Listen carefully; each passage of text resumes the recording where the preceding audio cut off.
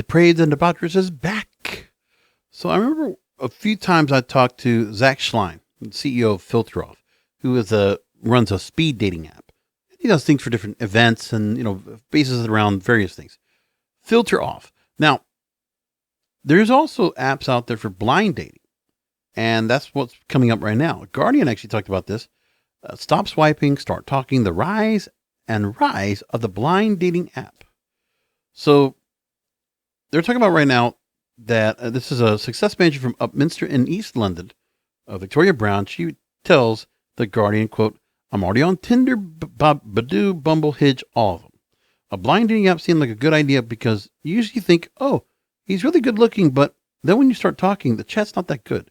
Not seeing what someone looks like, at least at first, gives it a bit of a twist. Although I was nervous about the reveal." So there's now a blind dating app called Blindly, Blindlee. It hosts a 3-minute blurred video call between users who match each other's criteria. In-app pop-ups offer icebreaker prompts, and as time goes on, the option to unblur the video image. After 3 minutes, the app asks participants if they want to continue the conversation. They both say yes. They create a match. The conversation continues without the blur.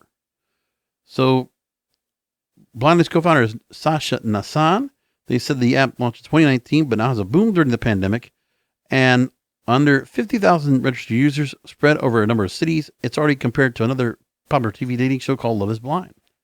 So Nassan got the idea for Blindly and says she was using dating apps and found that essentially they were maximized. So it's a guy, by the way. Sorry, Sasha. It makes you judge a book by its cover. It's only when you match that you start to chat. And in many cases, you never start to chat because the matches are ignored. So why don't we put a little more effort before the match is created? But now, unlike apps that allow users to respond to messages at their convenience, Blindly requires both participants to be online at the same time. And it's a problem that might be well overcome by another app called S'more. And photos of the users are obscured until 15 messages have been sent back and forth. And profile information can be customized in more than 250 ways to let your personality really shine. We're now getting the idea that we might see blind dating apps that might work good. Who knows? They talked to a dating and relationship consultant in the story, Dr. Catherine Benjanian, feeling optimistic that if apps are not so reliant on looks and you're confronted with someone whose physical appearance before you know their intellect, character, moral stance, or values, you could end up giving too much weight to it. Physical attraction has its place, but blind dating apps mean you first give someone a chance based on who they are. We might not be attracted to someone physically, but other times, once we get to know them, the physical appearance actually changes. That's true. But nobody does that anymore. And I see what they're trying to do. They want to try to do something to help find another workaround to get people to at least connect. But it is a lot of work for people to go and just decide to do that in the first place. So just saying that part. There's that story that came up that I wanted to catch up on. There's a couple other stories I want to just kind of jumble into one episode. Dating red flags.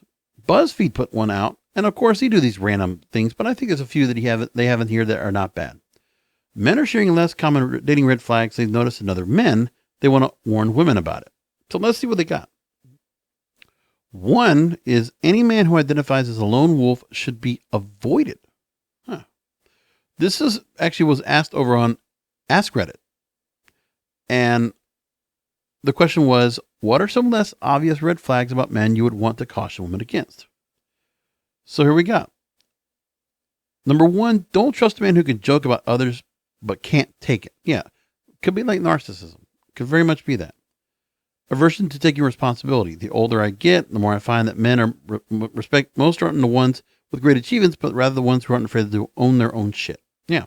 Accountability and being humble and being humble and just being, that you can take a joke. You can say you screw up. It's okay.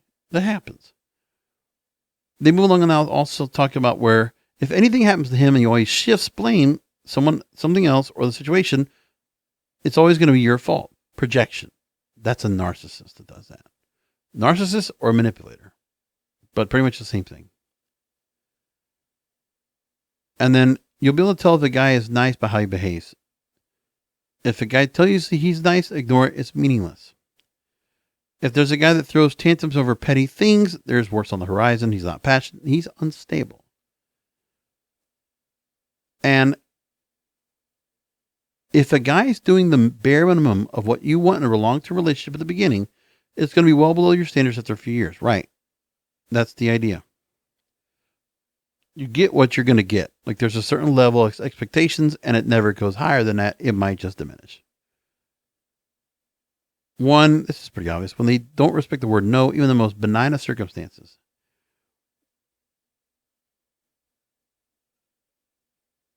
And if somebody looks at you as their sole source of happiness and entertainment, they lack the ability to manage their own emotions or have healthy coping mechanisms. That's not a bad one. And one says, all my exes are crazy, tells you stories about all of them when he's always the victim. Run. I agree with that. Over pleasers. They seem to have their own opinion, especially if it conflicts with yours. Yes, men are for corporations, not relationships. Okay. Love bombing. Yeah. Someone who respects the person they're dating is going to tell you they love you and see a future with you in the first couple of weeks. Right. And then moving along, there's some really long ones here. The one that says any man who identifies as a lone wolf should be avoided. They've been ostracized by everyone already. If the man doesn't have dudes, there is something very wrong. Right. I mean, you don't necessarily have to have guys you hang out with, the bros and like the entourage or anything like that. No, but you got people that you hang out with. Like there's at least some interaction. So there we go. That's another one that I thought was actually pretty good. They put some decent things in there. The other story I want to look at was a few things going on with Hinge. So TechCrunch puts this report out. Now Hinge is offering a way for you to have, if you prefer, polyamorous relationships, non-monogamous. Interesting story. So let's go into that and see what they're all about. So now into the relationship type on their profile, you can actually ask for monogamous, non-monogamous, or figuring out my relationship type. An update lets users express precisely what they're looking for or to more efficiently minimize unsuited matches. So I don't know how complicated that's going to be. Like, are you going to go in the relationship type and you're non-monogamous and you're saying, okay, part of the thing is like, people are going to say it's polyamorous. So are you going to bring a couple in, which has already been going on anyway? And now we're here like, I don't know. This is interesting. Do people like the idea of doing that? I don't know. There are already polyamorous type sites already, Field Open, More Than One, and Polyfinda, but they want to try with Hinge. See what happens. And there's actually been a rise in non-monogamous relationships. Hinge actually reported that 1 in 5 Hinge users would consider an open relationship, and 1 in 10 have already tried open relationships. So if you're dating, you just might realize somebody might want just not to have a monogamous relationship, and that's not what you want. Then don't pursue it. But if you are, you might just be a little depraved and debaucherous.